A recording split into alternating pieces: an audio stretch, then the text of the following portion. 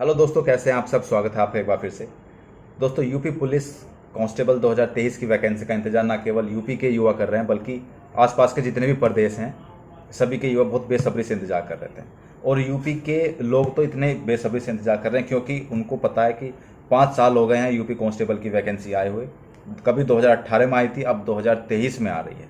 यानी कि 5 साल हो गए हैं और 5 साल का इंतजार बहुत बड़ा इंतजार होता है। लोग पहले से इस भर्ती का इंतजार कर रहे हैं, बहुत पहले से इस भर्ती को वेटिंग में थी और पढ़ रहे हैं लोग इसके लिए कि इसमें सेलेक्ट हमें होना है। और ये गोल्डन अपॉर्चुनिटी आपको मिली है। लगभग इतने बड़े पद पे कभी वैकेंसी ना आई थी ना कभी आएगी।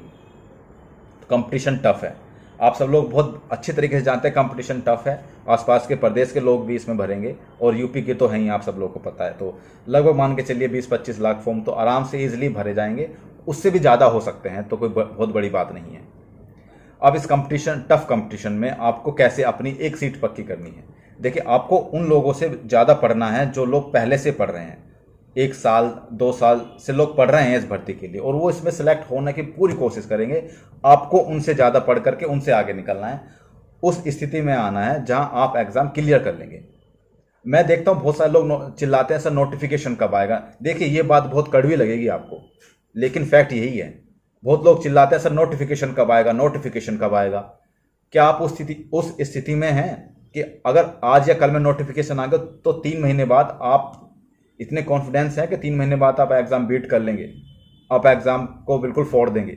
अगर बिल्कुल कॉन्फिडेंस है कि हाँ मैं 100% कॉन्फिडेंट हूं कि मैं इस एग्जाम को क्लियर कर लूंगा 3 महीने बाद, तो तब अगर आप नोटिफिकेशन, ये अपने आप से पूछिए अंदर से, मुझे मत बताइए, आप सब लोगों को अच्छे से पता है मुझसे, ठीक है। तो तब आपका बहुत अच्छा लगता है नोटिफिकेशन के लिए चिल्लाना, इंतजार करना। लेकिन अगर आप उस कंडीशन में नहीं है तो आपके लिए तो नोटिफिकेशन और लेट हो जाए वो ही ज़्यादा बेहतर है, क्योंकि आपको तो मौका मिल जाएगा फिर तैयारी करने का।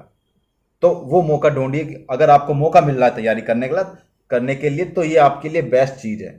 आप और अच्छे से तैयारी करिए और उस स्थिति में आइए जहां आपके अंदर से ये आवाज आए कि क्वेश्चन पेपर आए और तो मैं उसको फोड़ दूंगा। लास्ट जाके क्वेश्चन पेपर्स उठाकर देख लीजिए कॉन्फिडेंस के लिए कि आप कितने क्वेश्चन कर पा रहे हैं उस पेपर में। आपको पता चल जाएगा कि आप किस स्थिति में हैं या कितने पानी में हैं। अगर आप उसमें बिल्कुल सिलेक्ट हो जाएंगे उस वाले लास्ट एक क्वेश्चन पेपर सोल्व करने में, तो समझिए कि आप अच्छी स्थिति में। अपने नंबर इंप्रूव करने की कोशिश करिए टेस्ट सीरीज में या प्रैक्टिस सेट में। और मैं आपको बता दूं, अगर आप फ्रेशर हैं और आप इसमें सेलेक्ट होना चाहते हैं, क्योंकि यही आपके पास चांस है, फिर उसके बाद तो इतनी बड़ी वैकेंसी पर जब भर्ती हो जाएगी तो पद कहाँ खाली रहेंगे, फिर आगे कहाँ वैकेंसी आएगी, ठीक है। तो इस चीज़ को मानकर चलिए कि लास्ट चांस है और आपको इसी में सेलेक्ट होना है, केवल और केवल इसी में सेलेक्ट होना है। तो आपके लिए 2 सब्जेक्ट बहुत बेहतरीन तरीके से आपको तैयार करने हैं। सबसे पहला हिंदी और रीजनिंग, क्योंकि जीएस और मैथ में ऐसे सब्जेक्ट हैं जहां 2-4 नंबर ऊपर नीचे, लेकिन सबके लगभग मैं पढ़ने वाले की बात कर रहा हूं, भीड़ बढ़ाने वाले लोगों की बात नहीं कर रहा हूं।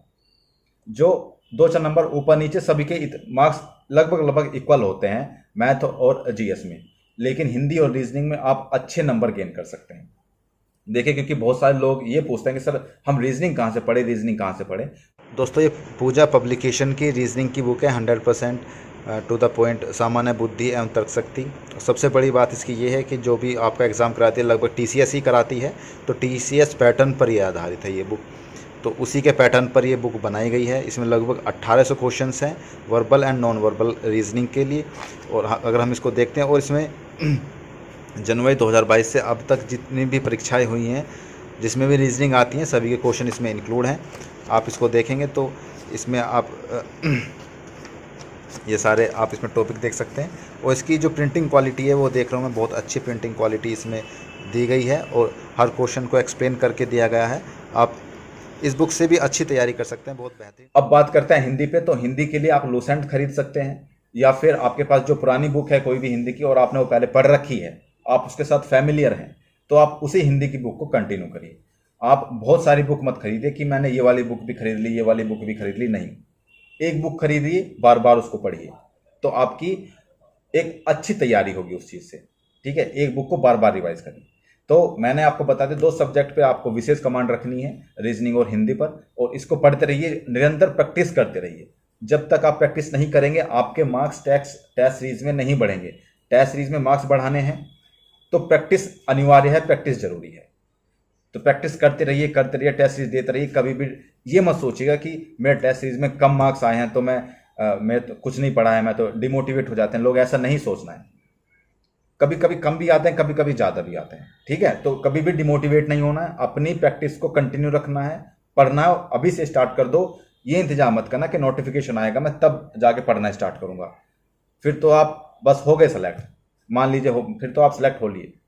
अभी से पढ़ना स्टार्ट करो। लोग बहुत पहले से पढ़ रहे हैं, उनको बीट करना है आपको, ठीक है। और इतने बड़े कंपटीशन में अगर आपको उन्हें बीट करना है तो आपको बहुत अच्छी तैयारी करनी पड़ेगी दोस्तों। डेली 7-8 घंटे तो पढ़ना ही पड़ेगा, तभी आप सेलेक्ट हो पाएंगे।